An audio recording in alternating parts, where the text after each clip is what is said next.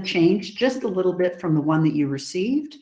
But obviously, if anybody has questions, please just unmute yourself and go ahead and ask that. Layla's going to turn on the recording here, I think, or have you already started? It looks like it's trying to get started. There it is. Great, thank you. So, okay, what I'd like to do is to buzz through a lot of the detail and spend the bulk of our time talking about Tier 1 benefits, Tier 2, the grants based on the funding that we still have available, community designation application round 2, and then a very brief update regarding legislation and the UMSP in terms of what's in the governor's budget, or maybe what's not in the governor's budget. And then Roger's going to provide us with an update on the Park Service grant. And of course, we can always address any other issues that, that folks would like to talk about. So I just think this is such a great, just a great graphic of why Main Street is so important. And oh my goodness, well, that's kind of acting strange. Anyway, so we're going to continue to take advantage of all of the graphics and material that Main Street America sends us because we are the coordinating program now. I just had a call yesterday with the national group. They are making some changes to the accreditation process. At this point, of course, we don't have any nationally accredited communities. I think that's probably going to take a couple of years, even for our more progressed Tier 2 communities. But I'm learning more and more about the accreditation process, and it absolutely does take a very strong commitment from the local community.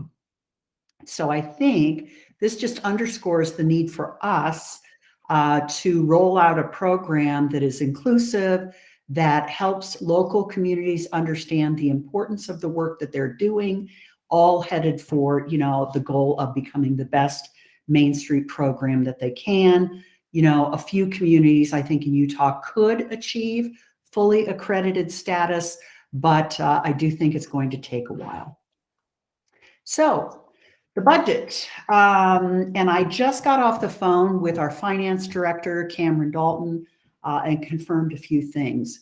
So you all will remember our original appropriation is at $355.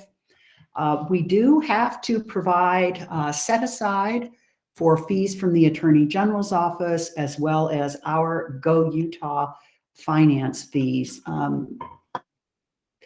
I pushed as hard as I could. I don't anticipate that we're going to be using all of that funding, but it's very unclear at this point. Even if we don't use that full $60,000, whether we would actually be able to reallocate those funds to the actual programming. So 355 less the 65 available to our program is $295,000. Less the coordinating fees that the National Main Street Center requires that commitment from all coordinating programs the first 3 years of their affiliation. So within that coordinating fee, we are getting technical assistance from the National Main Street Center. For example, the training that we just held, that will cover Dion's and Norma's fees as well as travel. So we are working out the details of that agreement. So I've got a couple of details on exactly what the national program will provide us for that $50,000. As a matter of fact, sorry, I'm going to stand up here and tell you a couple things that we're working on. We are able to, as a part of that $50,000, include things like covering conference fees for Tier 1 communities. We also are proposing that it includes membership for Tier 1 communities. For Tier 2 communities, that $50,000 will also cover the baseline assessment, which Main Street America will come in and actually visit the communities and conduct that assessment for us. We're also including a couple of scholarships as a part of that funding. So available to us today, which is one of the things I'm asking from all of you, is a guideline for expenditure or encumbrance of the $245,000.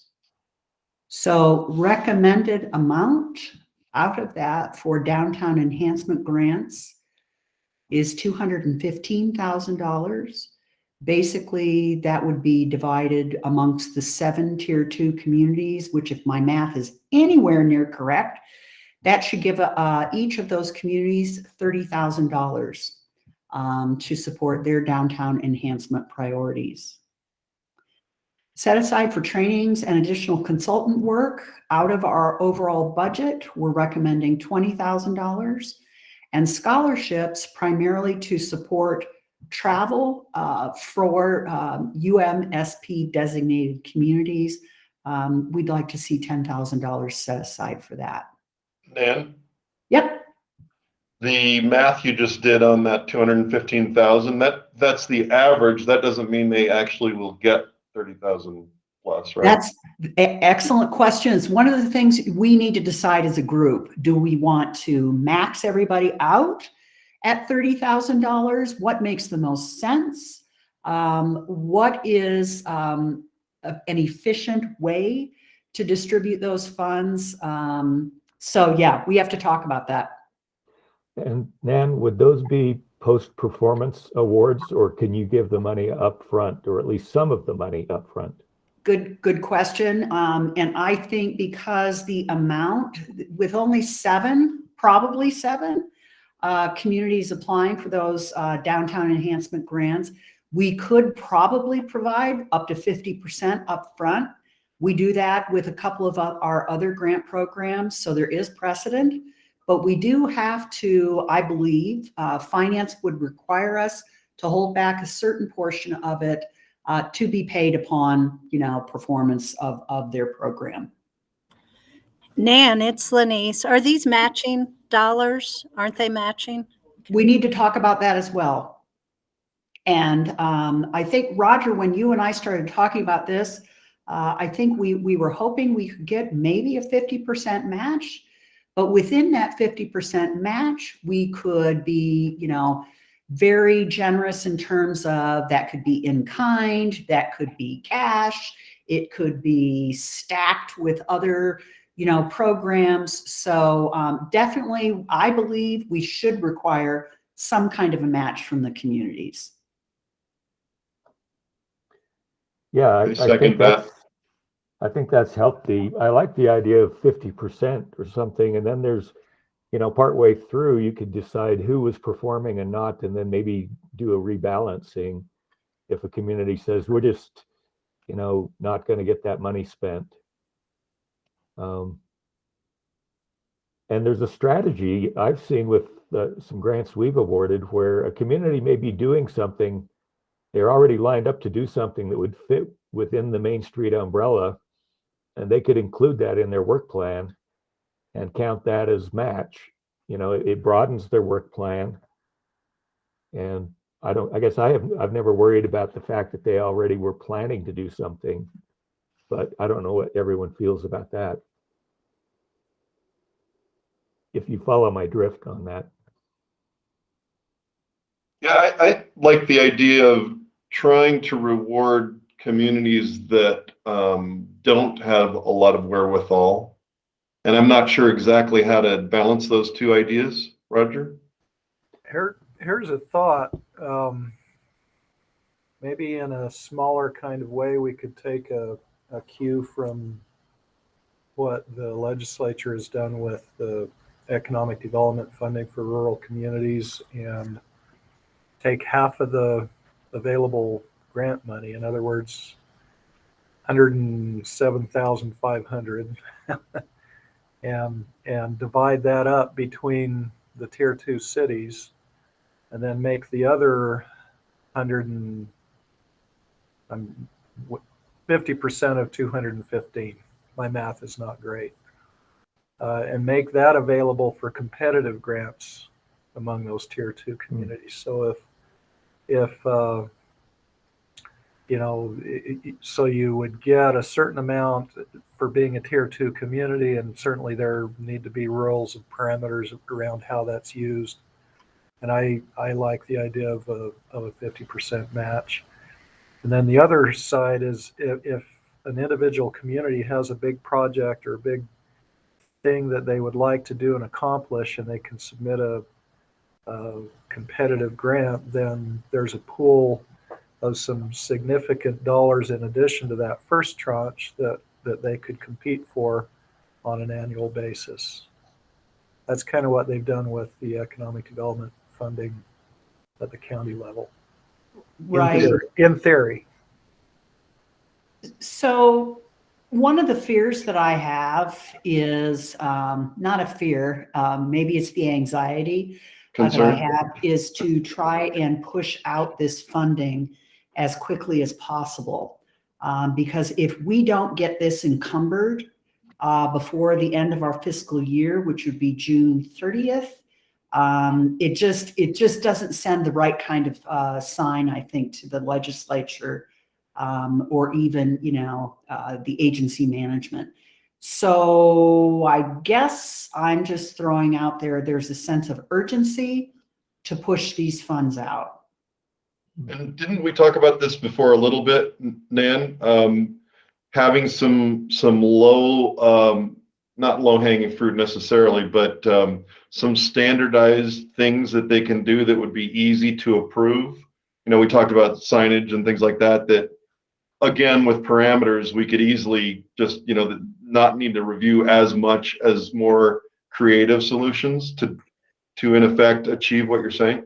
Yeah, and I've actually got a slide coming up that shows suggested projects that the tier 2 communities could do and include in their application.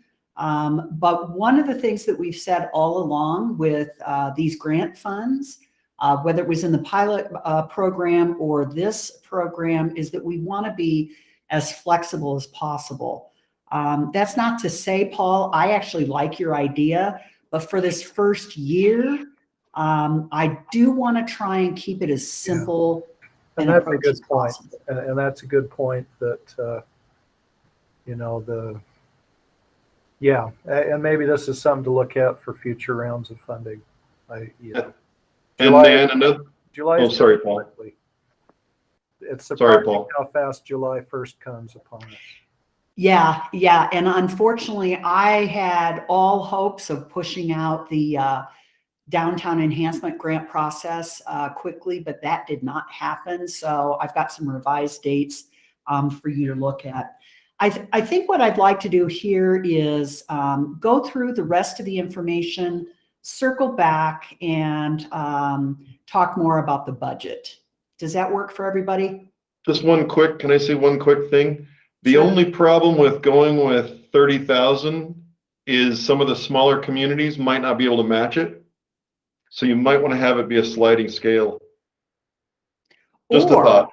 Yeah. Or what we could do is to have them apply for any amount of funds maxed out at 30 grand.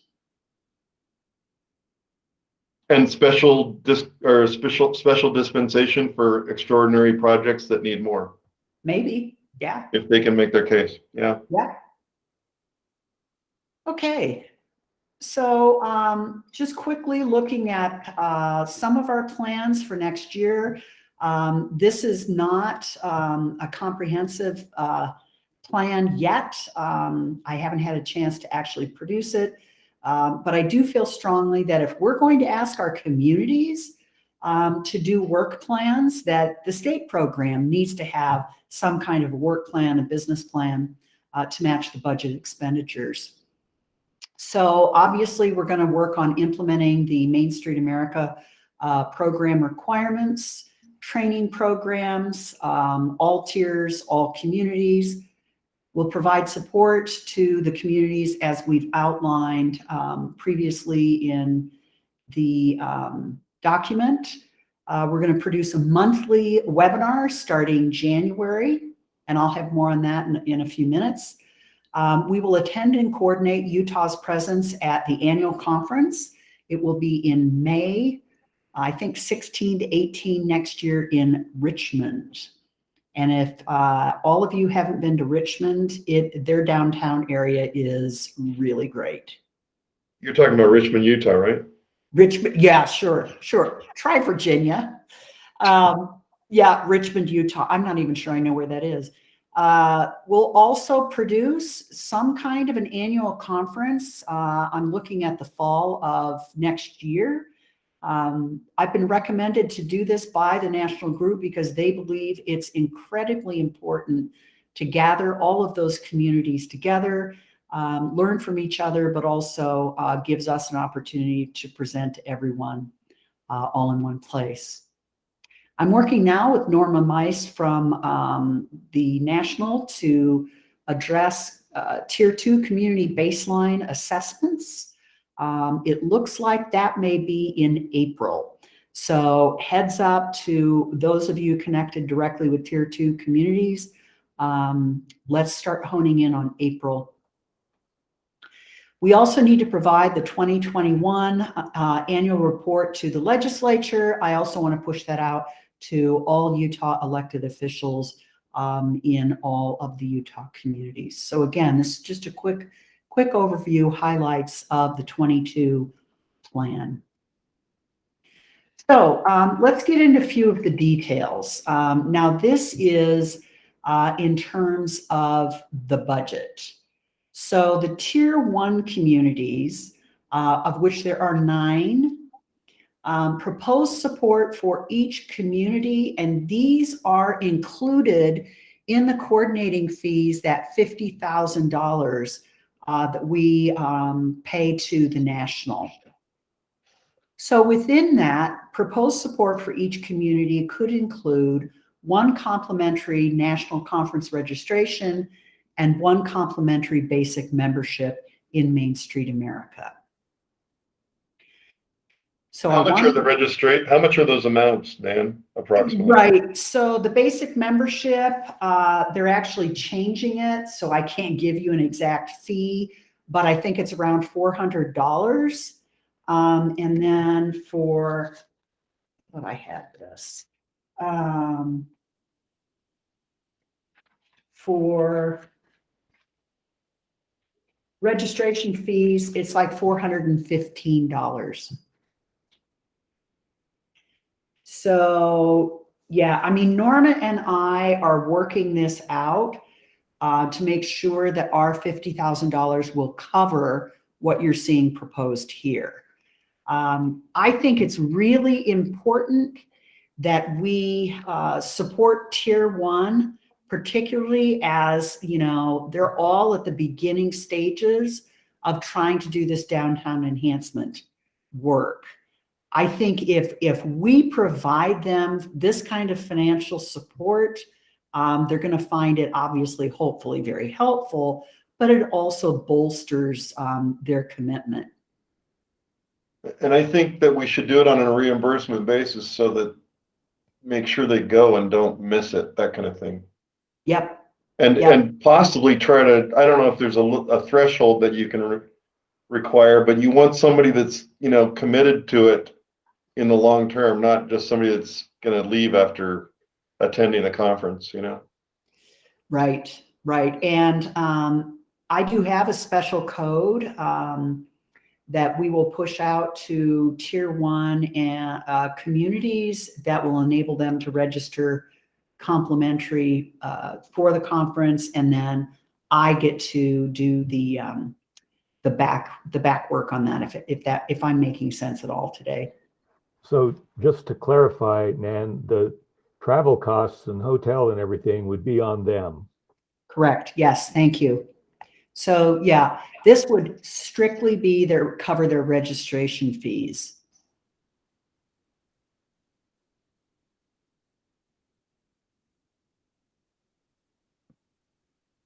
Any other thoughts? Richmond, Utah is looking even better, isn't it? Ah! Yeah, it's fantastic. The air service in there is really amazing. Maybe I'll we can. recommend Nan? myself. Nan, what if that community couldn't send somebody? The cost, is there like a plan B? Like, okay, if you can't attend the conference, then this is what we can support you with, or we can even, one of us will attend and bring you information. I mean, what happens with that? Because what if they can't attend? Yeah, I'm not sure. We just have developed it to this level. You know, I think we could be flexible in terms of, let's say Mayor Ney from Gunnison can't attend, but she wants to send another city council member. I think we could do things like be flexible in terms of that. Yeah, I don't know if we have additional ideas, I'd love to hear them. Boy, in this day of COVID, there should be a virtual option in every conference. Yeah, and I agree with that. And secondly, if they can't attend, is there a way that we can put together something that helps provide those missing links that they would have learned at the conference? I know they record everything. I've never been to one. So, and at this point, I don't know that they're offering a virtual option. I do know they record everything and those sessions are available post live conference. Maybe it could be part of the process too, that there's some sort of, like we make them do a post-event report that can be shared. But I think it could be a good way to connect these communities as well. It sounds silly, but maybe they can get an Airbnb house together, like help each other with costs in that way to make it more reasonable. Yeah, absolutely. I mean, the hotel, I just looked at the 2 hotels. They're right downtown, and like the rates are like $169, $179, which is, yeah, that's a lot of funding for a small community. How many days is the conference? 2 days. But, So 3. Yeah, I mean, you've got to fly in a day early from here. So yeah. Yeah, at least 3 days of hotel, Yeah, probably. of travel.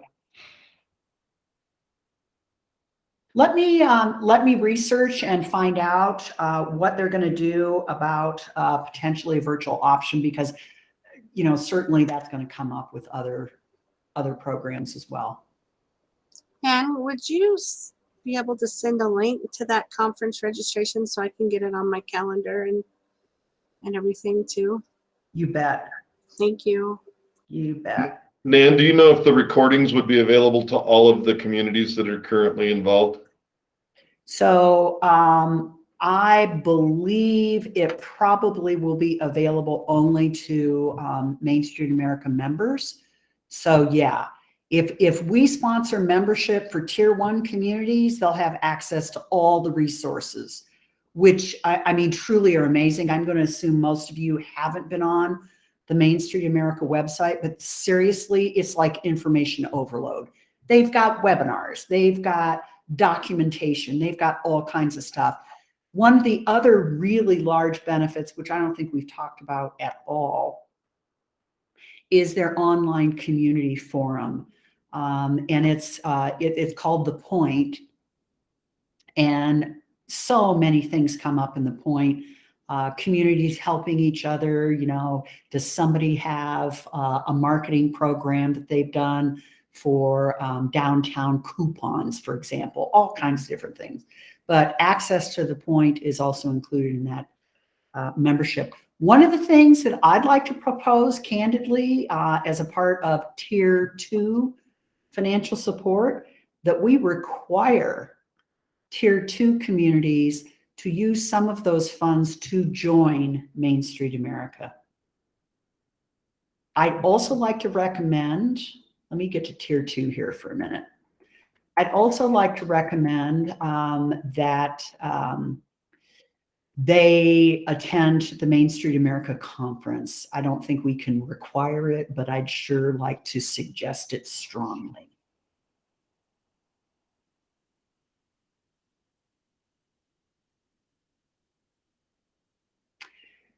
So tier 2 communities, 7 of those you'll all remember. The requirements from us could be, again, they need to pay for, and certainly the downtown enhancement grants could be used to pay for that basic membership in Main Street America. And then, of course, we suggest the conference attendance. The support from us would be access to the downtown enhancement grants, which we're going to hopefully determine an amount or a process for the amounts. And then all included in that Main Street America coordinating fees, again, is that baseline assessment. Is that baseline assessment, is that the one they were speaking of that had like the app and it was like, is that, or is that something different? Well, the app is a part of, as far as I'm aware, it's primarily the urban program at this point. Dion's been on the road, so I haven't been able to get all of that information that she very briefly mentioned at our last meeting. The baseline assessment, as I understand it, and Roger, I don't know if you remember when they did those years ago, but it involves the national coming in, meeting with the community, the group that is pushing the Main Street effort forward. They meet with that group. They start to hone in and help the group understand the 4-point process. They also focus on funding, the organization itself. So it's literally an assessment of where they are in terms of their organization, their plans. They go out, they actually do a walk through the community. They start to understand the inventory of businesses and buildings. So as I understand, it's a pretty complete baseline assessment of where the community is, where the support is. They can conduct a community meeting, an open public meeting as a part of the process. So anyway, does that help? Yeah. Yeah, I think the app that you're talking about was more for the granular data on a property by property basis and business by business. And I think that's going to be up to the community to do that and not something the Main Street folks would come in and try to do. I just know that there's but access to it. I just know one of the communities was pretty interested, so. Yeah, I mean, it sounds like an amazing tool that I hope to learn more about. So any question on support or requirements for tier 2? Thank you. When will you know dates in April? I want to make sure we lock that down and we're prepared for the visit. Do you have any idea? I do. So Norma thinks, and with her, experience in all this, she really can't do more than 2 a week because they're pretty intense. They are day-long sessions too. So for her purposes, we're honing in on April 11 to 5th. I'll start in order. April 4 through 8th, April 11 through 15, and April 18 to 19. And Nan, is this something that any of us for the committee need to be there, or? You can certainly, I mean, absolutely, we would welcome it. Again, I just have obviously very rough dates. Norma's gonna get back to me in probably a week and let me know what's gonna work for her. Then we can start looking at and communicate with tier 2 communities and try and figure out a schedule as quickly as possible.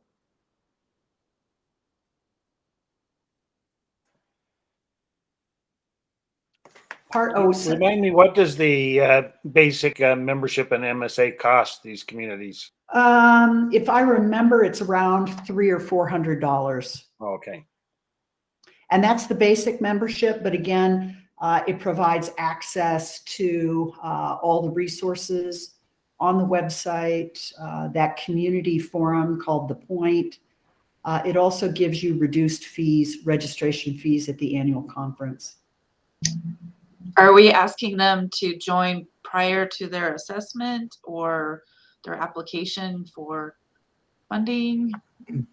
So once I get a determination of the downtown enhancement grants, and after today's meeting, I'm going to reach out to all communities, Tier 1 and Tier 2, with an outline of the next steps. I wanted to wait until I got agreement from all of you that we could use some of our MSA coordinating agreement funds to support membership for Tier 1 communities. So I hope to have, a really great email blast going out the 1st of January, letting them know. And then we'll help them through Tier 1 communities, will help them walk through the membership process.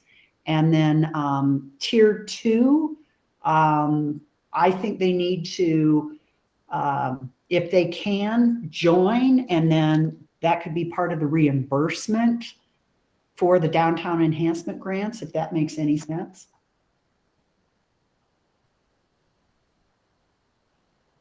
Yeah. Just by the way, on the prior question, I looked up, we have a membership here in Brigham City. Our membership, and maybe it's gone up a bit, but $295 for the city's membership. So it's not, compared to some of the other memberships I've got, it's a steal. Yeah. Yeah. So Maria, to be specific, I've got to flush out details on how we actually do that for Tier 2 communities. Because we do have some, like Brigham City and Mount Pleasant are already Main Street America members. So it would be the other 5 that would need to join. And there's no penalty if we decide to proactively join.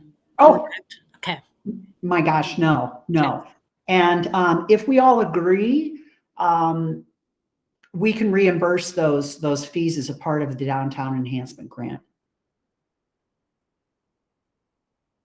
Any other questions on Tier 2? Okay. So here we go with some ideas on these downtown enhancement grants. And again, this is back to the budget. Suggested set aside for downtown enhancement grants would be $215,000. That could fund 7 Tier 2 communities at $30,000 each. We can max that out at $30,000. We have lots of flexibility with that. There's a list of potential uses. Roger and I worked on this. Just kind of a heads up, and I'm not sure how out into the weeds we want to get about this issue.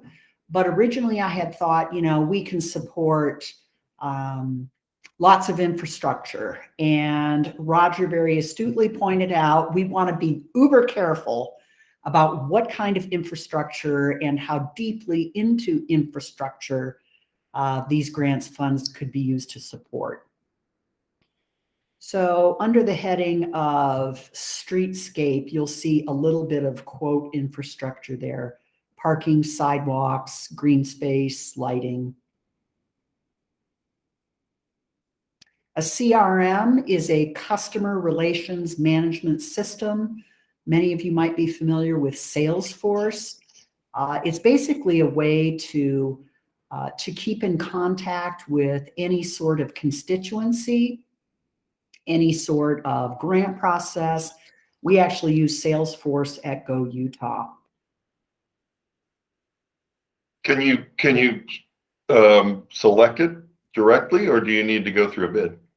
For all of this, I don't know. What do y'all think? I think the legislature likes a fair playing field. Could you do, rather than a bid, can you do an RFQ? Because, I could give you a low bid, but I don't have the ability to do the work. So maybe an RFQ process that states what do we want them to do, and Salesforce can respond and anybody else can respond. Does the state do RFQs like that? Under a certain dollar amount, I think, but most cities have procurement policies of their own, don't they? And I think if they followed those, that would suffice. Yeah. Some are better than others, though. Sometimes it's a two-tiered thing, so the RFQ identifies who is invited to bid, and then the bidding process determines who gets the final award. But Salesforce may be unique enough that they're really going to be the only ones that can come out the other end. Well, Nan, you could also do the process as a state and pre-qualify them, like in the UDOT pool. Right. And this actually gets into a discussion that I'd love to hear some thoughts from all of you in terms of how does the Main Street program deal with, I would call them vendors. And I get to plead ignorance because I'm still kind of new to state government. I don't know how this group wants to approach dealing with vendors. Certainly we can't be in the business of recommendations, but we could offer to vendors who are interested in working with Main Street communities. I think they can just register as a company with state purchasing. Does anybody know a few of those details? Well, that's been my experience, is that if the state's going to pay somebody through some kind of contract, then they need to have a vendor number and get in the system, and it's not that hard.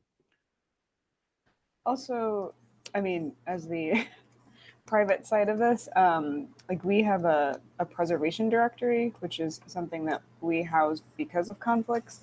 My understanding, maybe this is wrong, Roger, that the state had of listing this. So we do have compiled professionals within the state for more historic preservation work. That's great. Do you have architects and everything? Yeah, and if there's people, we would love to get it more, even, more updated. So if people have recommendations within your community, please reach out. There's a process of applying, and we kind of just look at their work and make sure things, look okay before going forward. But we're in the process of moving it to a new system, so I'll put the link in where it lives now, but just know early 2022 it's going to be in a new, but it'll be cool. It'll be in a map, so you can see where in the state these businesses are located.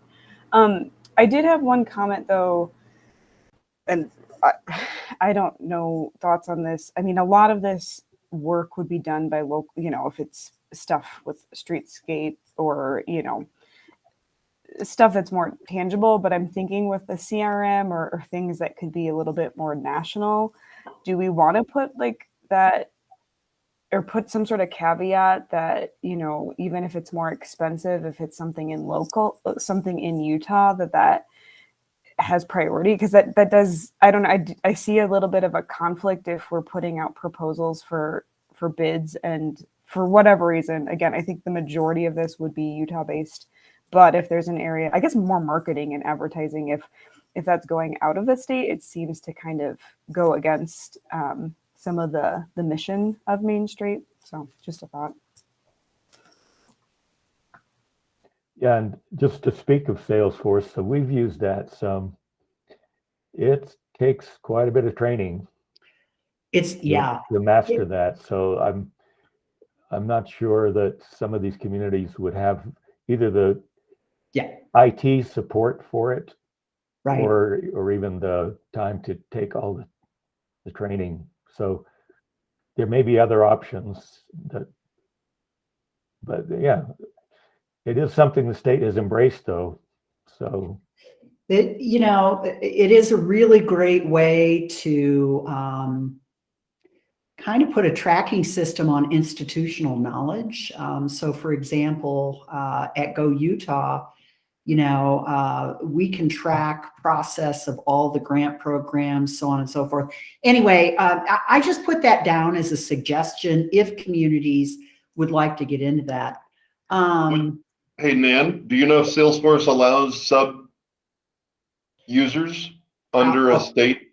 That license? I do not know, but I'll tell you this, it is so complicated at Go Utah right now. I probably couldn't even ask that question. So Too much yeah, bureaucracy? Is that lots what of you're moving saying? pieces at Go Utah right now. Gotta get rid of that bureaucracy. Come on. Yeah, really, what the heck? So, how do you all feel in terms of flexibility within this grant process? I think this is a pretty good list. I mean, everything that I can think of that our city would want to do, I can find within this.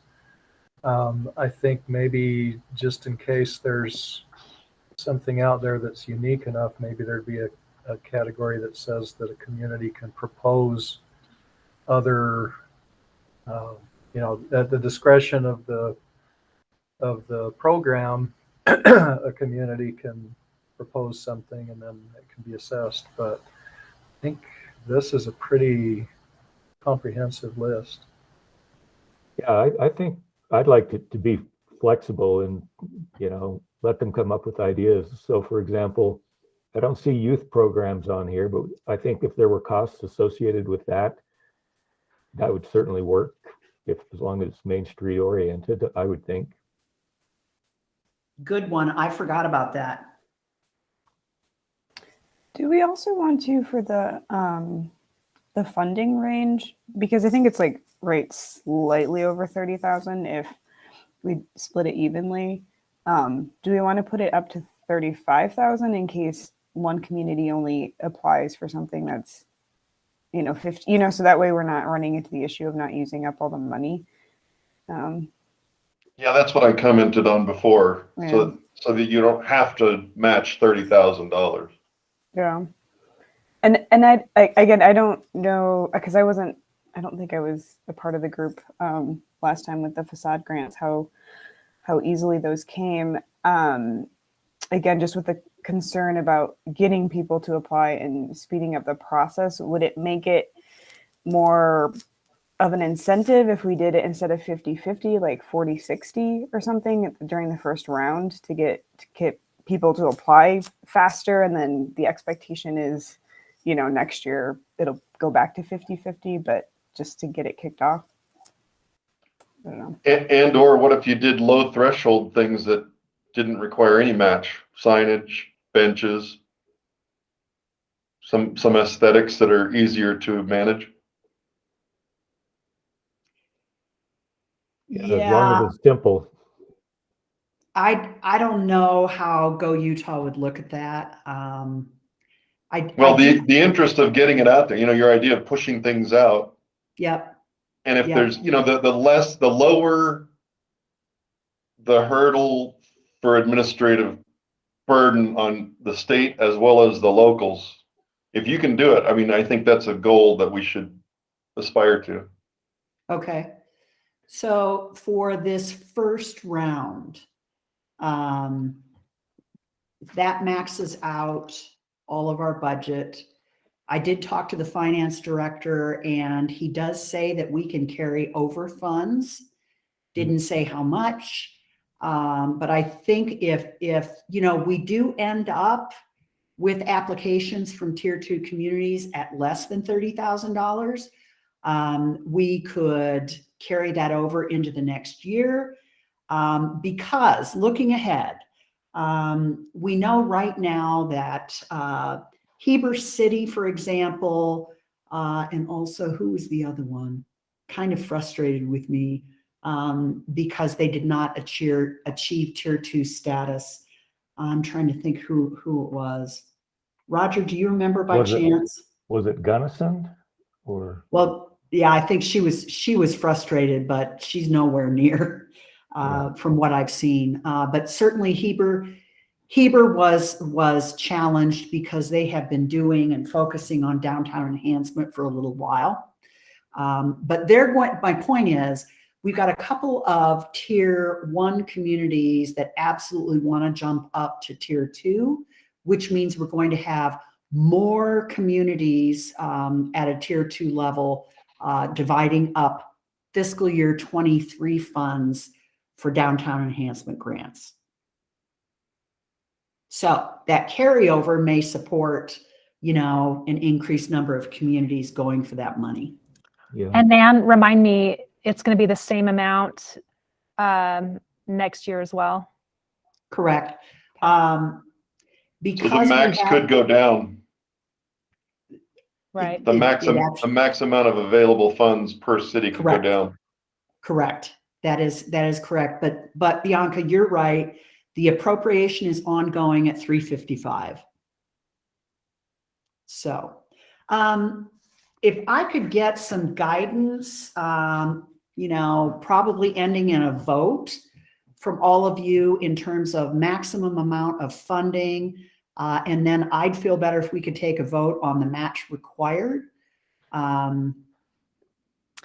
Is there an expectation that it's 50-50 from the legislature, or is that sort of our own internal sort of guidance that we're following, Nan? I know that in our office, that's sort of been a rule of thumb. And of course, I want to try to be flexible here in this, first year of an official program. I like the 60-40 idea, but just curious what expectations are on that match from a legislative perspective, if there are any. So in code and even administrative rules, it isn't addressed. I think, Roger, back to the pilot program, we required 50-50, didn't we? We did, but we allowed in kind. And I think once you do that and they can start counting staff time and other things, I think it really, makes it work a lot easier for people. Yeah, I like the in kind. Absolutely. Yeah, and sorry, should have put in kind. I used the word soft instead. How do you audit in kind? Because I know that sometimes it's been problematic. Some people go, well, my per hour rate is $50. I'm not sure you can. Roger, if you got thoughts on that? We have a lot of that, and we have to follow the federal guidelines. And a lot of volunteer time can only count at minimum wage unless they've got other credentials. But then you talk to the nonprofit world. I'm on a committee that meets about that, and it's all over the map. There are national statistics on that, and some of them come in at like $35 an hour just as a standard contribution for a volunteer. Yeah, I think we should stipulate it just to simplify the administrative burden and the potential for debate and et cetera. Well, and it just makes it more equitable across communities if one, I don't know, has better funding for staff versus others. But if at you least have a for this, professional it's the same. staff member, say like Jerry or Paul, who's helping out with projects, they can count their salary and benefits as match. That's the way I've seen government count it all along. Except they're already getting paid. Yeah. I don't know about that. Well, but it's still, they're spending time on things that fit within the program. So That slides the benefit in favor of people that are already well, supplied, and I don't know. if they're all getting the 30,000, and I think that's the simplest way, because once you start competing, then you have to fill out a grant application, and somebody has to review them, and then there has to be all that. I'd say give them all the same, do a refresh review around April 1st and rebalance, or decide you're going to carry some over, because by then they'll know whether they can get it done by the end of June or not, typically. Do you want money for contingency? Because if they get upside down, you know what can happen. Right. At this point, we don't have any contingency in the overall Main Street program, but I don't know how state government would look at a contingency pot. How have you dealt with that, Roger? People that We don't have contingency. run into trouble. Well, what kind of trouble do you mean? I mean, if their project goes over budget, they shouldn't have contracted for it. And Well, if I it don't never know. happens, then it's not a worry, I guess. Yeah, we've never really had a problem with that. Though individual projects may go over budget, they just know that's kind of going to be on them. Yeah, Right. the inflation we're dealing with makes it especially critical right now. It could be structured a little bit like CDBG, where the grant is for a specific amount and it's clear in the grant contract that any overage is the responsibility of the applicant. And if it's a reimbursement, then like you say, if the project doesn't happen, nobody's out anything. Yeah. So So- Roger, are you arguing for 30,000 apiece and not question it, or what are you saying? Well, unless somebody comes in and says there's no way we could match that, and we'll be happy with 20, but I think the offer ought to just be 30 across the board. Then nobody has. What starts to happen is the staff with better qualified employees can outmuscle the little volunteer operations typically, and it just seems fair.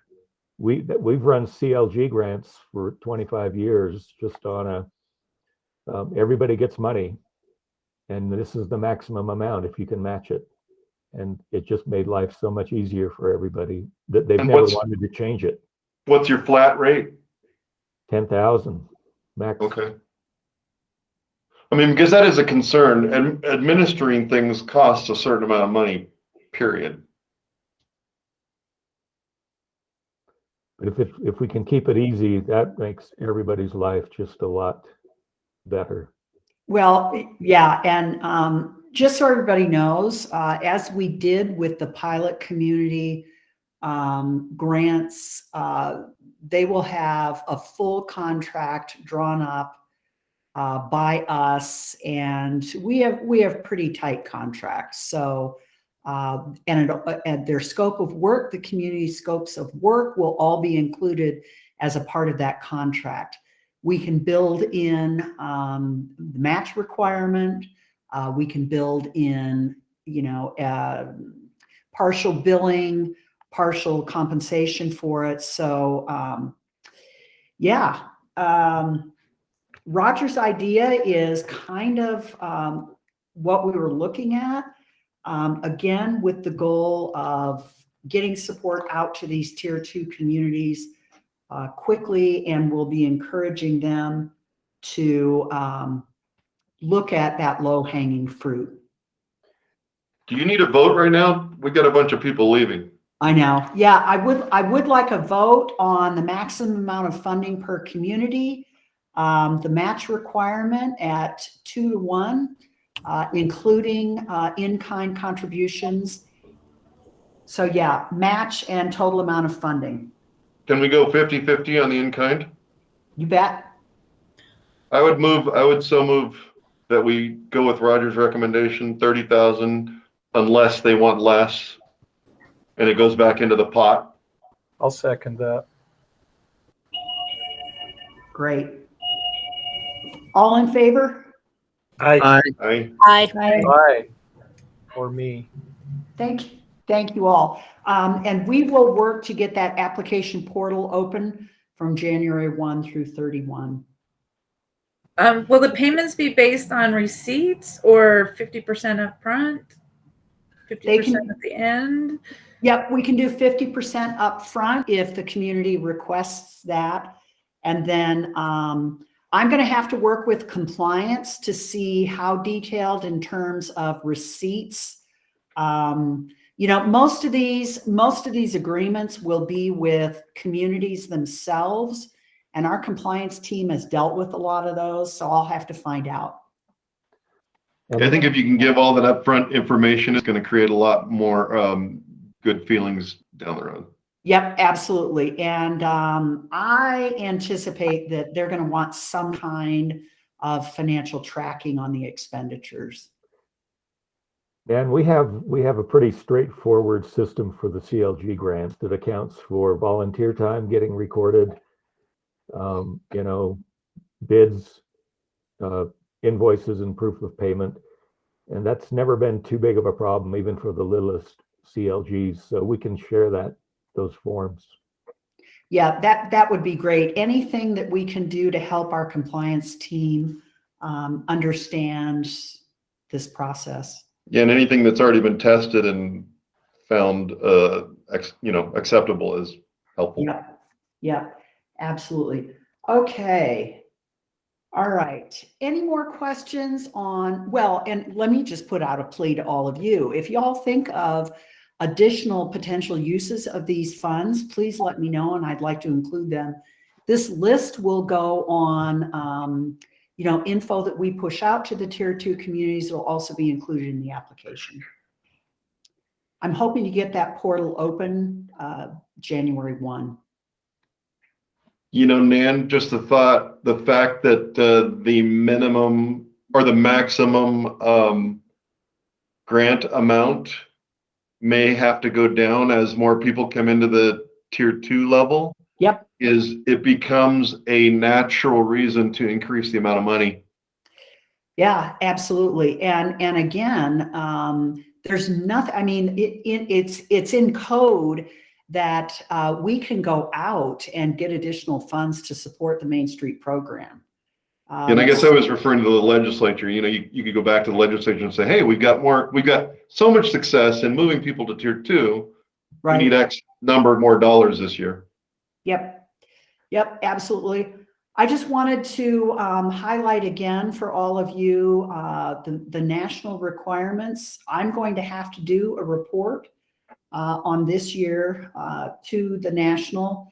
So obviously we're not going to be able to get a lot of detail, but we're going to do the best that we can. I anticipate that a year from now, we will have baselines on all Tier 2 communities. I'll have some information reported on Tier 1, but it's going to be a full year before we actually have the bulk of these requirements. I am going to start preparing a report on this year's calendar 21, this year's Main Street programs successes and what we've accomplished. Nan, have you talked with any of these communities about whether they have Main Street specific capital improvement plans or strategies? A few of them, mostly Tier 2, very little on Tier 1. And then with the pilot, we talked a lot, or you and I and Roger probably talked a lot about kind of a threshold requirement that all of these groups get organizational and leadership training, whether it's provided by us or elsewhere. Yeah, I think that's a good idea. Wherever that works in, I guess. Great. Just seems like a lot of the stories we've heard have been, that there's a lot of friction sometimes and it slows things down. Yep. So just wanted to provide you a quick overview of what we're planning. As I mentioned, the webinars, and I did change the time. Some of you might have seen the calendar announcement. We were going to do the first Wednesday at 10 to 11. Due to a couple different things, we need to change that.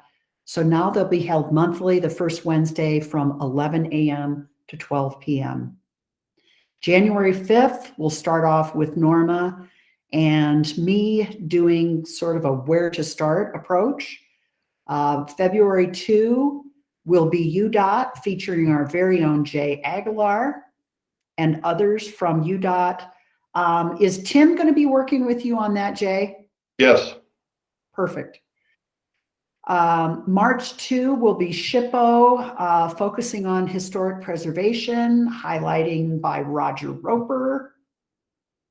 April 6th, we'll probably have Norma back for an update on Main Street America.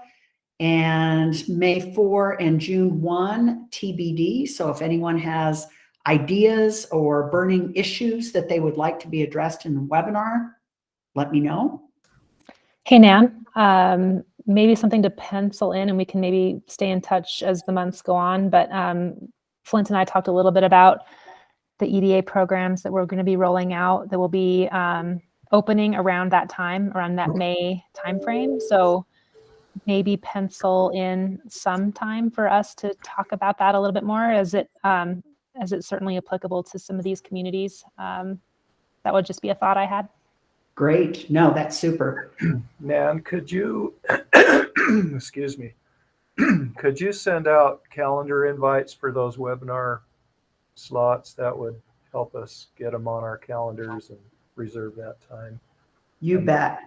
Another one that comes to mind, Nan, is the nonprofit association. They like to do training. Absolutely. And as a matter of fact, part of my presentation on January 5 will be highlighting the Utah Nonprofits Association. They do incredible leadership training.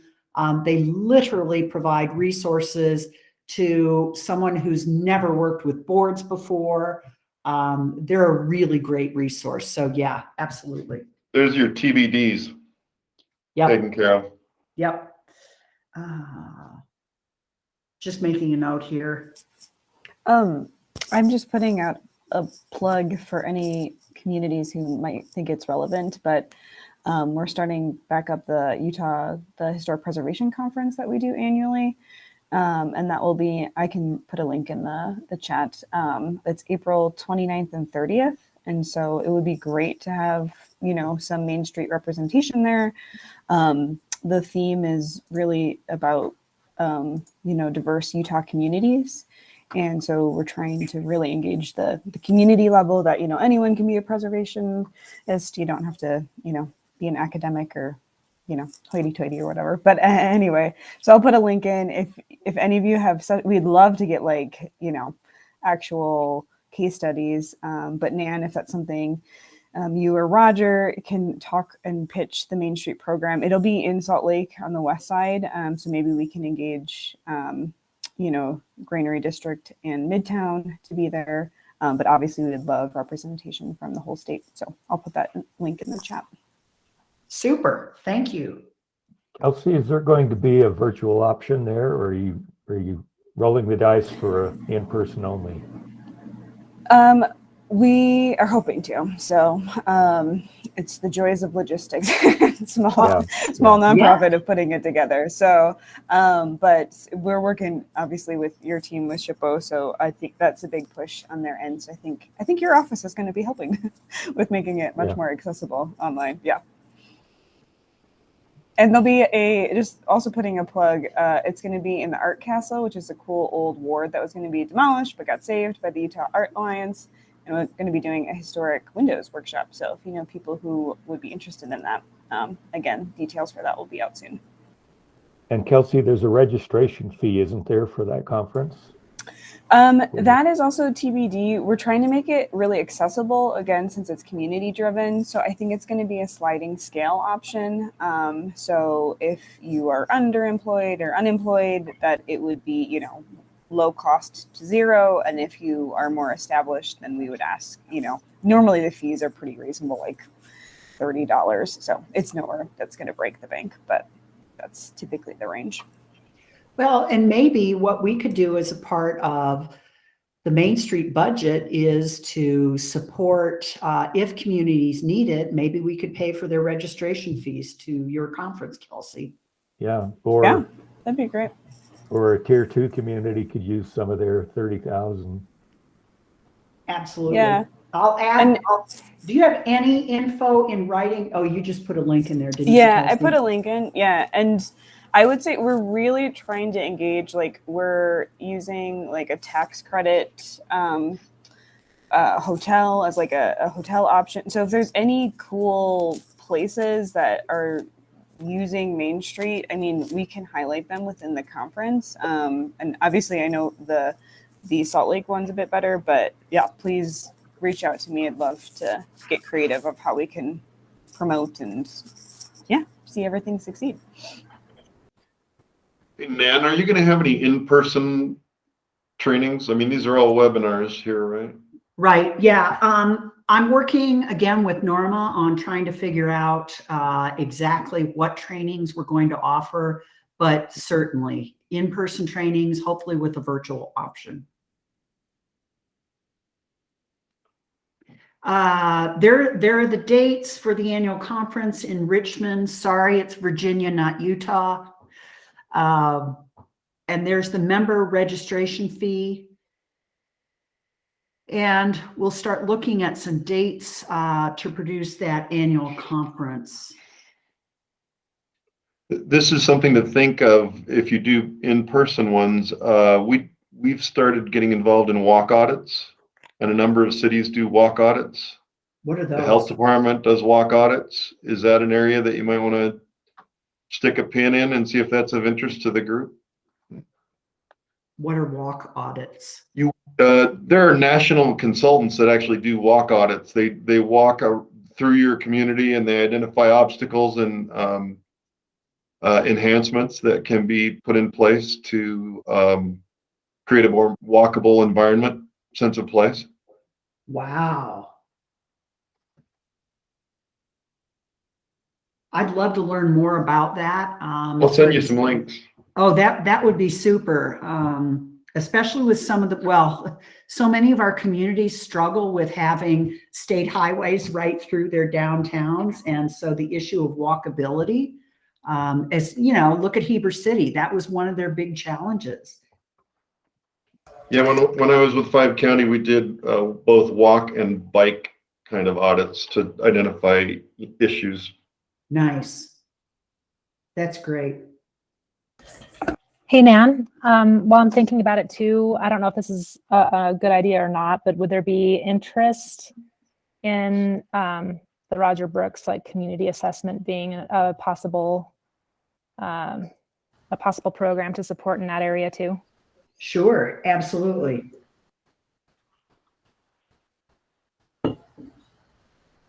Great. Then they could actually use some of your funding to match that, couldn't they, Bianca? They absolutely could. Great. Good. Do you have any, I think there's info on your website on that, isn't there? Yeah, I'll put a link in the chat. Perfect, thanks.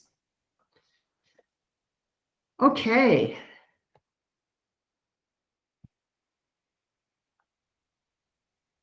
Okay, part of the challenge that is dealing with communities that were designated tier 1, they want to move up to tier 2. Also, we need to look at conducting a full-blown community designation application for next year.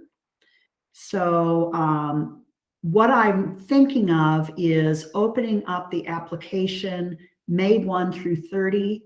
This is all next year for both tiers. So that would be new communities into tier 1, new communities into tier 2, but also that mobility, upward mobility, encouraging tier 1 to go for tier 2 status. We do have an advisory committee scheduled for June 16th. And if my timing is correct, we should be able to have you all review, as we did this year, those applications for designation. Then we could look at fiscal year 23, can you believe it, to do downtown enhancement grants opening on July 1. Anybody have any thoughts on that?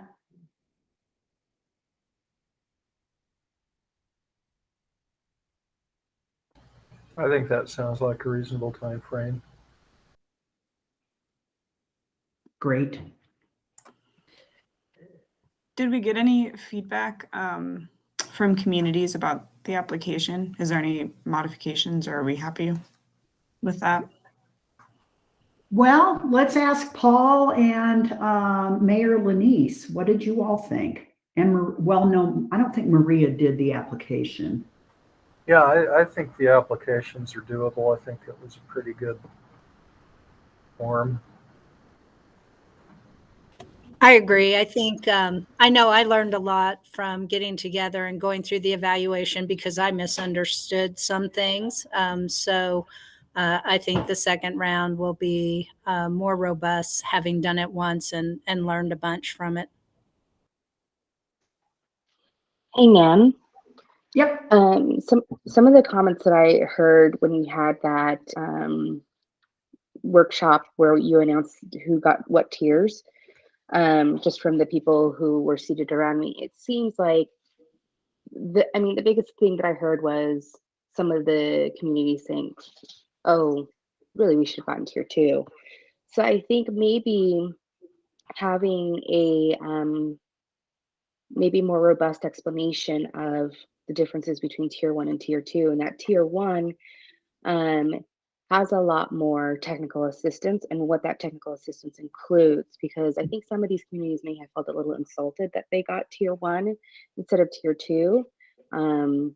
And for some of these communities, we had all decided that tier 1, they just needed that technical assistance that was available in tier 1, right? So I think really emphasizing that technical assistance that is available in tier 1 that isn't as available in tier 2 will be super helpful for the future. And just really emphasizing that it's not a bad thing to be designated tier 1 over tier 2. Right. Yeah. We're learning a lot as we roll this process out. So, yeah, but thank you, Layla. I think you're right. And yeah, dealing with expectations, I think, is something that we're all going to be learning as we move this program along. Okay, now a quick update on the governor's budget and the upcoming legislative session. Some of you may not be aware that Governor Cox's budget recommendations for next year include relocating this program from Go Utah to the Department of Cultural and Community Engagement, DCCE, and that agency was previously DHA. It's headed up by Jill Love. And probably this program will go into be a part of Roger's team at the Division of State History. So it's in writing. This has been bandied about for a little while.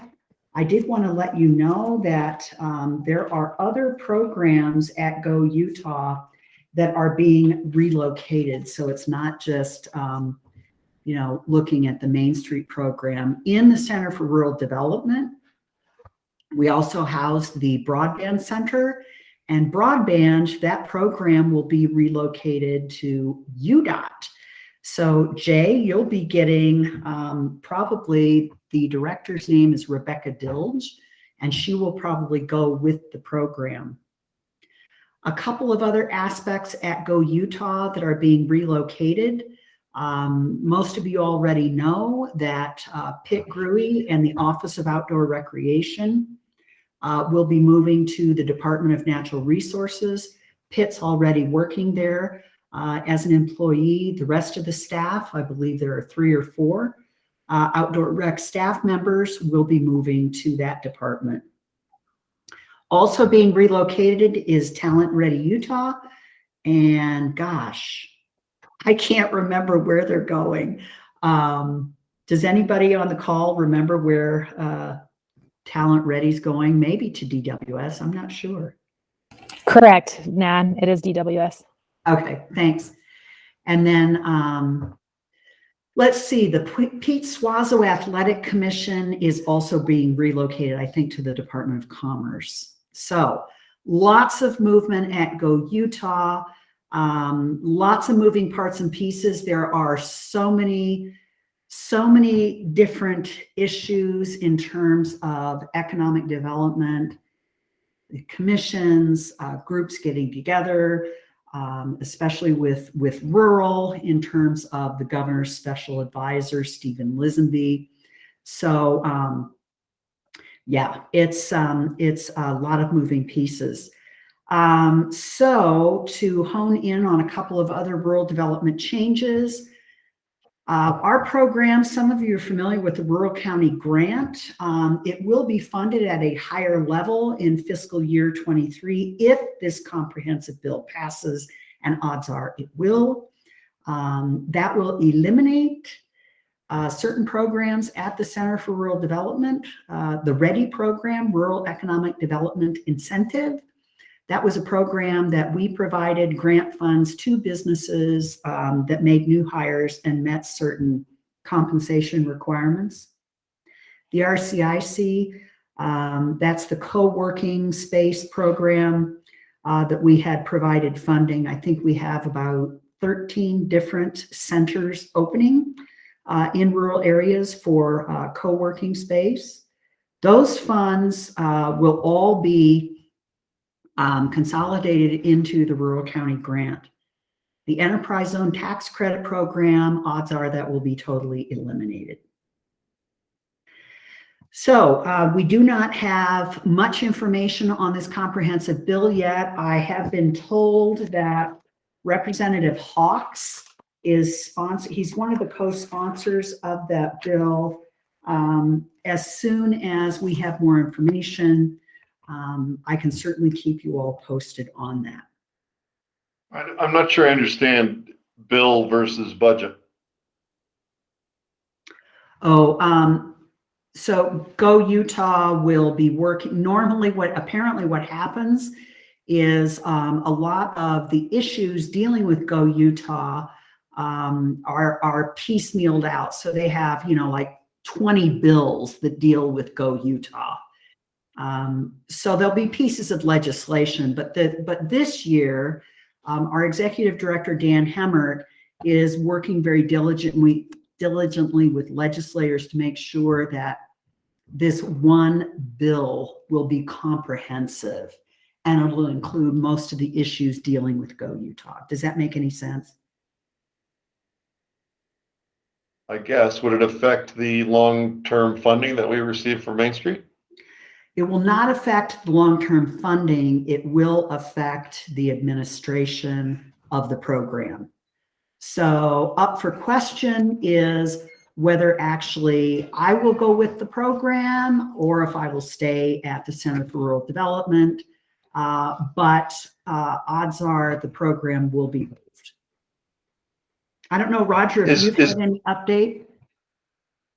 Was there an overall guiding principle for how they organize? In terms of this program? Well, no, consolidating certain things in certain areas. Is there some kind of structural thing that they use to reorganize? Right. So, I mean, it's been pretty common knowledge. I mean, even when I was up on the Hill for tourism, unfortunately, Go Utah was the recipient of many legislative whims. And if a legislator had a particular program that they want funded and the bill passed, it got housed at Go Utah. So, for example, I mean, we used to have the STEM program. We have this Pete Suazo Athletic Commission, Talent Ready Utah. Candidly, I'm not sure ever should have been placed at Go Utah. My personal challenge in this is I did not have an opportunity to present the case for the Main Street program as solid economic development. So these decisions were made way above my pay grade. Can there be amendments to these bills? Sure. Yeah. I mean, another opportunity to make a case, I guess, for a different organization. Yeah. I'm not sure because, as you know, as state employees, we have to support the governor's budget.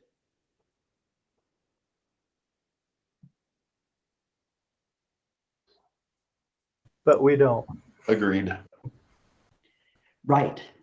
And well, we're advisory board members. We better be careful. Yeah, no, but I mean, when I say we, I mean those of us that are not state employees. Oh, there you go. Right. So just really quickly, one of the things I want to highlight for all of you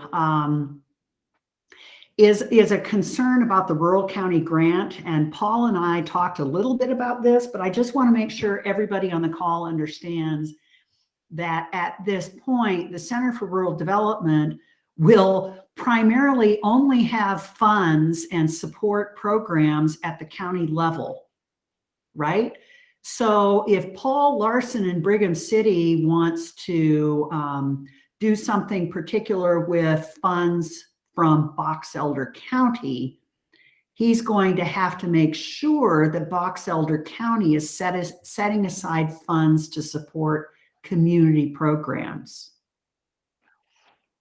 So I don't know if I made that clear or not, but we no longer at Go Utah will have support funding mechanisms directly for businesses or communities, with the exception of the EdTIF, the RedTIF. Those are both tax increment financing tools. We will work with businesses directly on that. But again, we will no longer have resources directly to businesses or communities at the Center for Rural Development. Yeah, and I think maybe you already said this, Nan, but I think the way it's designed is that money will be directed into the county grant programs, right? That's correct. So then we're really going to be at the mercy of our county commissioners. That's correct. As we are now for the rural economic development grants that they did a couple of years ago. Anybody else have insights on the legislative session? It's going to be a wild ride, as always. I mean, Nan, is there a way,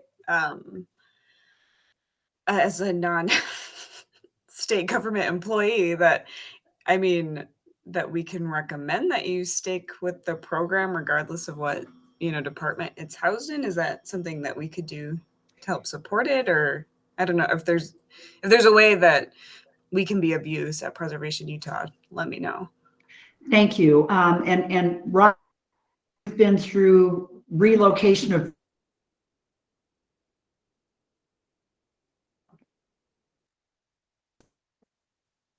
We're not hearing everything you're saying, Nan. You broke up a lot. Oh, sorry. Must be my connection. Roger, have you got any thoughts on movement of programs and employees? Well, I've been through this before. In Oregon, we had to take on the Main Street program there at the SHPO when the Economic Development Agency didn't want it. In my view, just to be very direct here, the biggest impediment probably is the fact that, I would love to have Nan come over, and that's what I hope happens if that's what she wants. But there was no funding in the Main Street budget for her position. As you remember, she was getting paid out of Go Utah. So that's the one thing that needs to get resolved. Where would that FTE come from within state history? I think there's support. We met on this a few months ago when it first surfaced, and there's strong support for the Main Street program, but it still needs to get worked through. Hey, Nan, I'm realizing that you're in an awkward spot, and I appreciate, I just appreciate how awkward this is. That maybe the Utah Cultural Alliance could also be really helpful here in supporting in all the right ways. So if I can, reach out to Crystal. I know you have a great relationship with her, as many of you do. Just another thought. She is so masterful at those conversations and being thoughtful there. Yeah, absolutely. Thank you. So any other discussion on legislative issues? Trying to think if there's anything else. Well, the other alignment that, and I don't know if you've talked to Keith about this, I'm sure he's in the same boat you're in to some degree, but there's a good affinity with his programs, potentially. Well, apparently, and Keith, I don't know if you want to jump in here as well, but apparently He had to drop off. Oh, he did? He's gone. Well, there were discussions at a very high level of just that. Should the Main Street program go to the Community Development Office? And not sure where the decision was made, probably at the Chief of Staff level, that it should go into the Division of State History.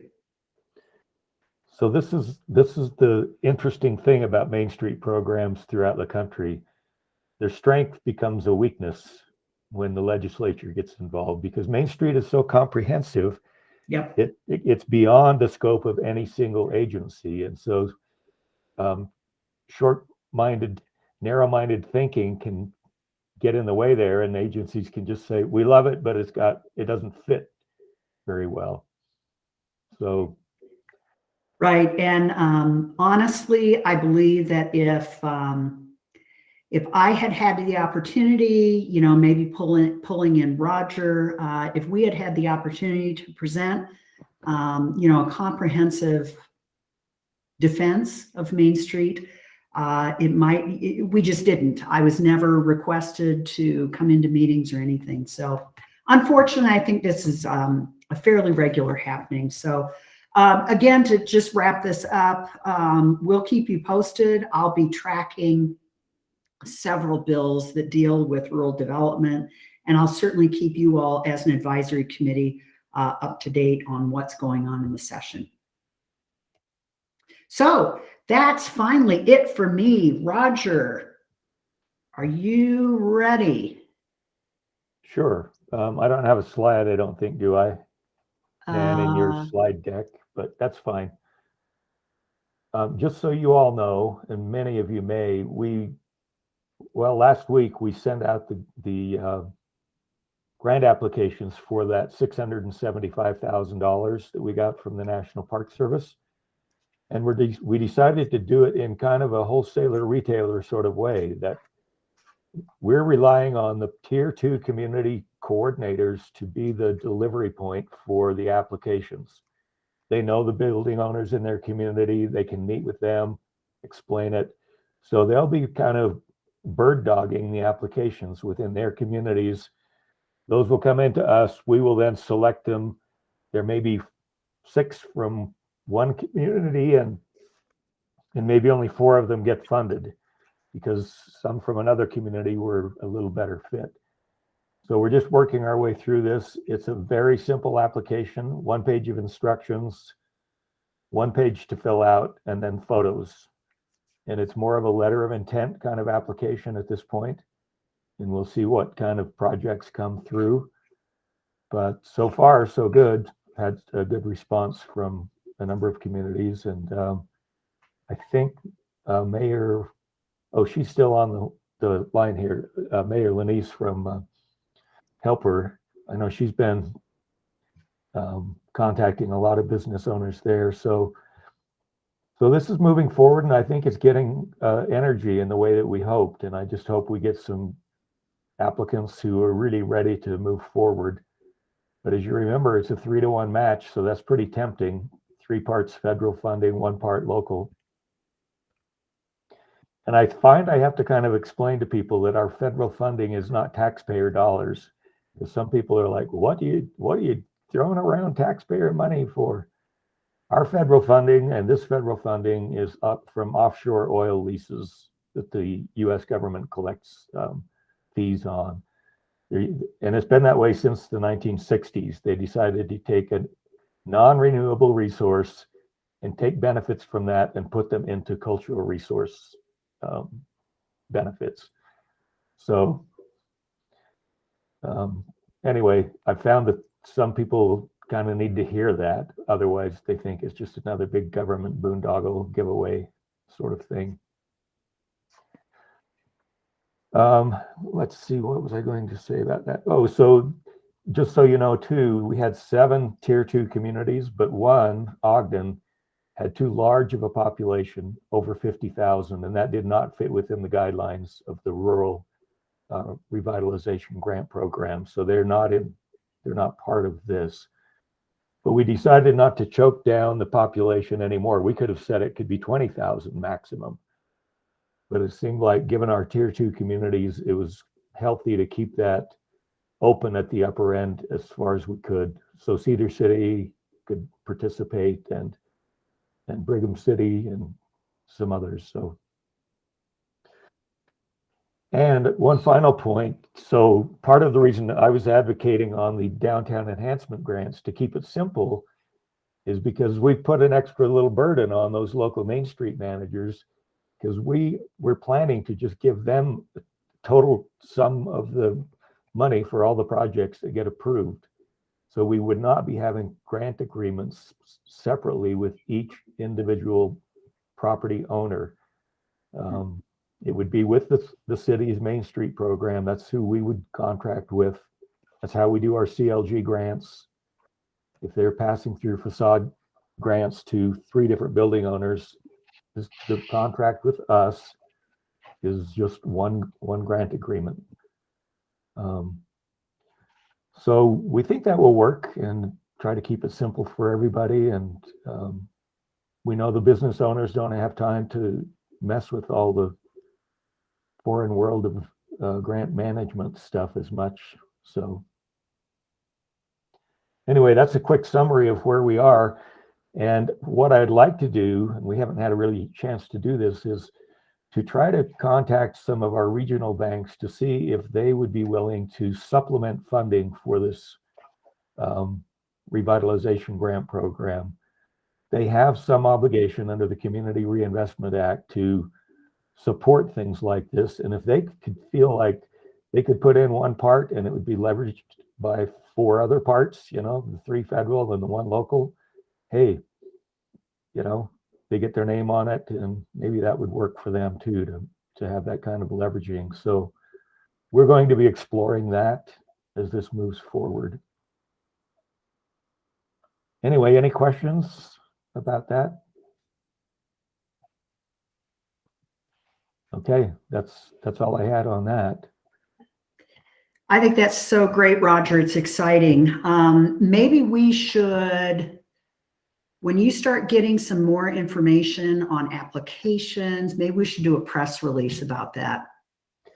We definitely will when the grants are awarded. Oh, and by the way, the maximum grant would be 50,000 unless they can make a case otherwise.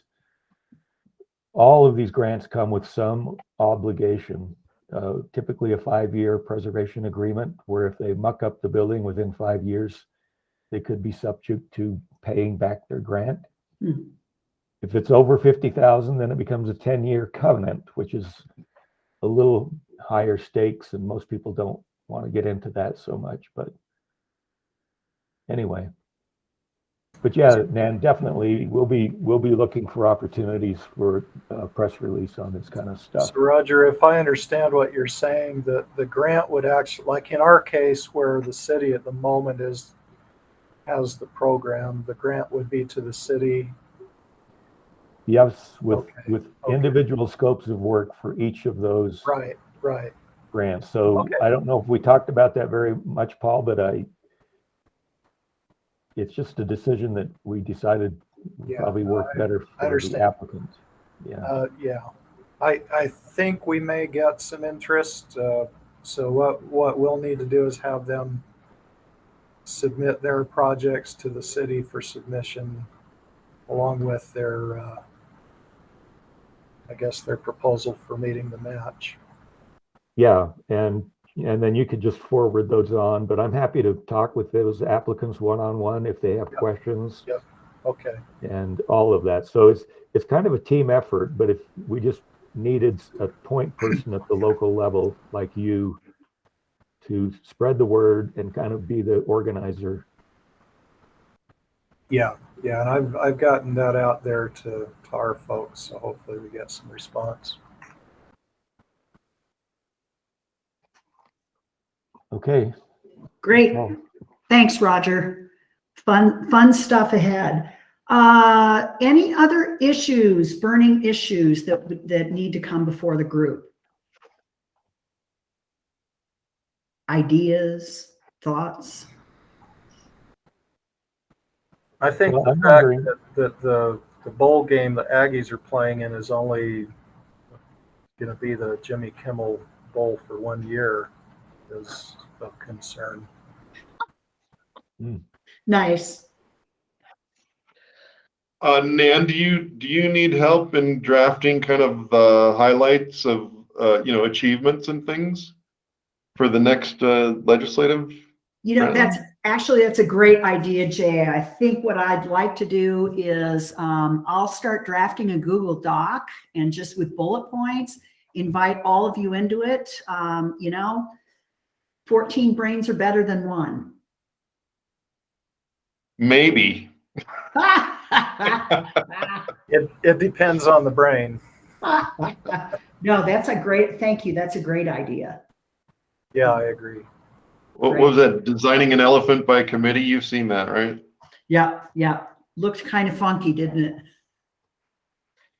Great. Next meeting will be Thursday, February 16th. I'm just going to plan from 10 until noon.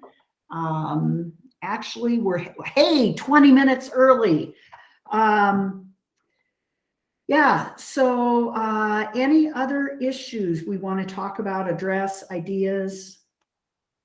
We've got a lot of things to move on in this program. I'm excited about it. I think we'll get through the movement of the program.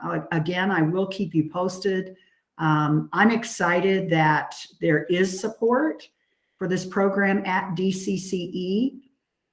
So I don't think anyone needs to worry about support for continuation of the program. So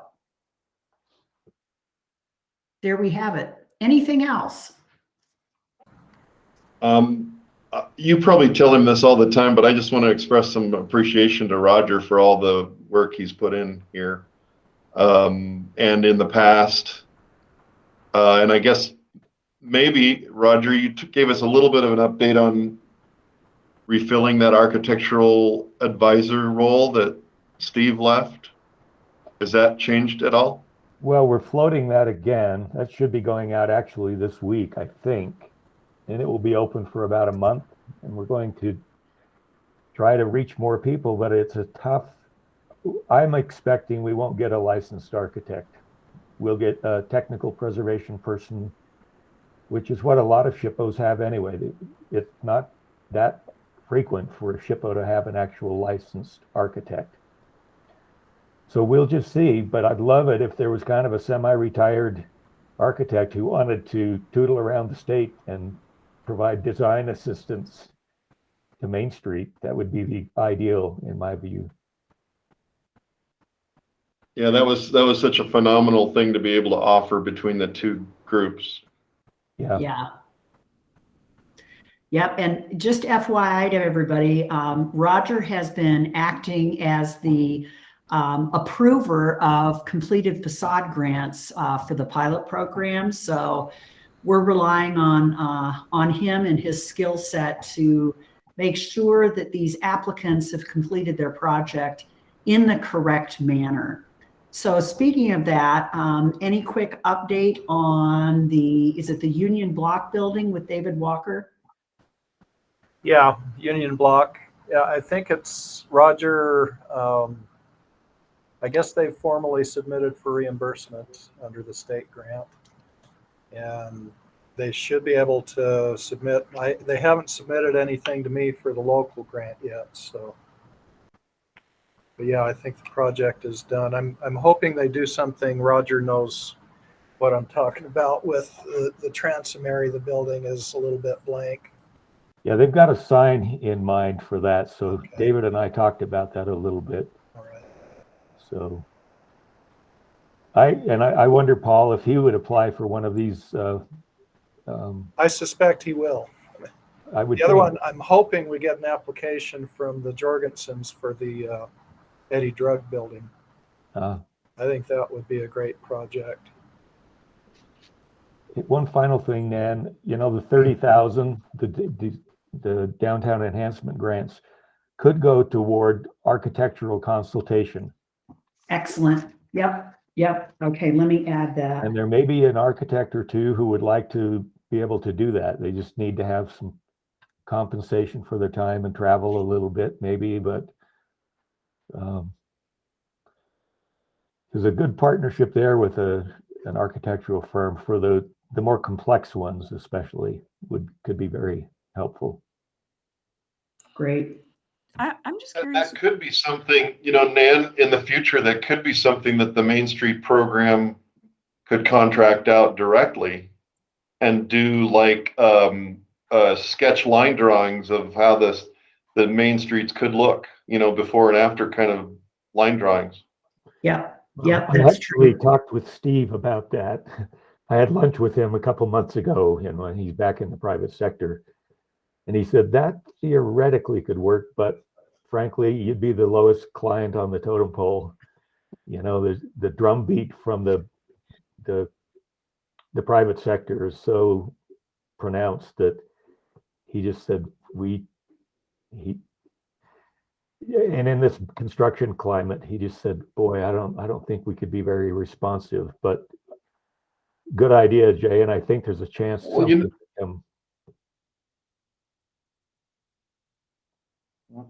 Utah State, remember the extension work that used to be done about 30, 40 years ago? Yeah. You know, they continue to do some of it, I think, but they did similar guidebooks that did things like that. Yeah, Dave Bell was involved with that, and I forget the other guy's name. And they just did a very comprehensive study for Magna and presented it. It was a 2-hour presentation to the Magna officials. It was really pretty well done. It was much more than downtown and Main Street. It was looking at the entire community and the region a little bit where Magna fits in. So yeah, they could be a very good partner. Well, and the U has an architectural program. They do, but they've always had a reputation for being sort of snooty, big thinker architects, and they didn't teach drafting. I'll just put it that way. They said, go to the community college if you want to do that kind of mundane stuff. Wow. Well, we can help them overcome that reputation. I wonder if we should approach a community college, though. Well, yeah, that's a possibility. Does SLCC have that kind of program?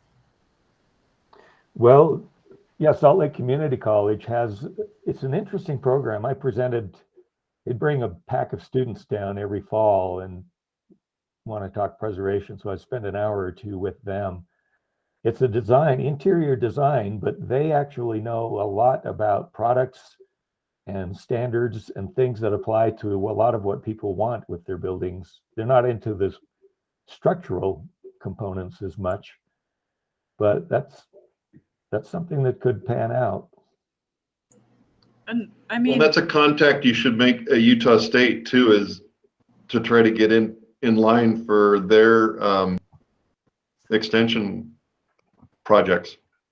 Well, the other one is UVU has started an architecture program, and I think they're much more on an outreach track with that. But yeah, I don't think anybody that we work with is looking at the alma mater of the designer. We're looking at the project itself. So yeah, I do think though that this is worth exploring more, just because there aren't really historic preservation programs in Utah. So if within architecture programs, this could serve, as like an internship or something, fill a gap that isn't really being met at the universities necessarily. It's a great idea. Yeah. Somebody's master thesis. Yeah. I mean, we just did that with someone in our own organization in the planning department at U, because they got rid of the historic preservation program, and she's like, I want historic preservation experience. So I definitely think it's something we could explore further. I did have a side question. I was just curious with the facade grants, do we have a compilation of like the before and afters? Because I'm just curious what they look like. I've seen a few, but I would love to see how they've turned out. I've got a bunch of pictures of especially the Union Block and the Eddy Drug. It's pretty dramatic with the Eddy Drug especially. Yeah, can we like compile these somewhere and stick, I don't know. Yeah, do we have probably Google Docs or what would be the best place to put those? Well, they're in the Google Docs already that I thought was shared with everybody where. Yeah, that may be, it seems like I put some pictures in there. Because I set up subfolders for all of the 5 projects we selected, and then the one dropped out. Can you reshare that, Roger? I apologize. I lost in emails, I'm sure. Well, Let me- I don't know if I let me- can share it or Nan may have. Yeah, let me try and find it and reshare.